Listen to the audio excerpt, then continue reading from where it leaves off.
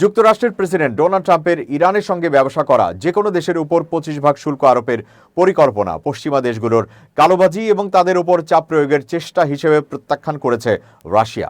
পররাষ্ট্র মন্ত্রণালয়ের মুখপাত্র মারিয়া জাখারোভা এক বিবৃতিতে বলেন, পশ্চিমা দেশের ইরানের উপর আরোপিত অবৈধ নিষেধাজ্ঞা দেশের উন্নয়নকে বাধাগ্রস্ত করছে এবং সাধারণ ইরানিদের উপর অর্থনৈতিক ও সামাজিক সমস্যার বোঝা চাপাচ্ছে।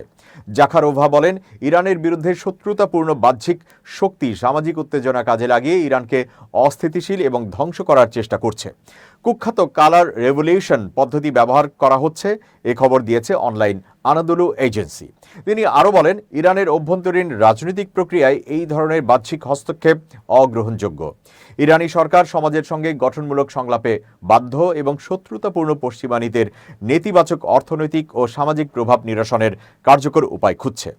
মারিয়া জাখারোভা যুক্তরাষ্ট্রের নতুন সামরিক হামলার হুমকিকেও সম্পূর্ণ অগ্রহণযোগ্য বলে বর্ণনা করেন। তিনি সতর্ক করে বলেন, এমন পদক্ষেপের ফলে মধ্যপ্রাচ্য ও আন্তর্জাতিক নিরাপত্তার উপর ভয়াবহ প্রভাব পড়তে পারে। তিনি বলেন, ইরানের বৈদেশিক অংশীদারদের উপর উচ্চ শুল্ক চাপিয়ে কালোবাজি করার যে সাহসী চেষ্টা করা হচ্ছে, আমরা তাও দৃঢ়ভাবে প্রত্যাখ্যান করি। সোমবার ট্রাম্প তার সোশ্যাল মিডিয়া প্ল্যাটফর্ম ট্রুথ সোশ্যালে লিখেছেন, কোনো দেশ ইরানের সঙ্গে ব্যবসা করলেই তাদের বিরুদ্ধে 25% শুল্ক আরোপ করা হবে। ইরানে গত মাস থেকে বৃহৎ বিক্ষোভ চলছে, যা দেশটির অর্থনৈতিক অবনতির কারণে এবং রিয়ালের ঐতিহাসিক অবমূল্যায়নের পরিপ্রেক্ষিতে শুরু হয়েছে।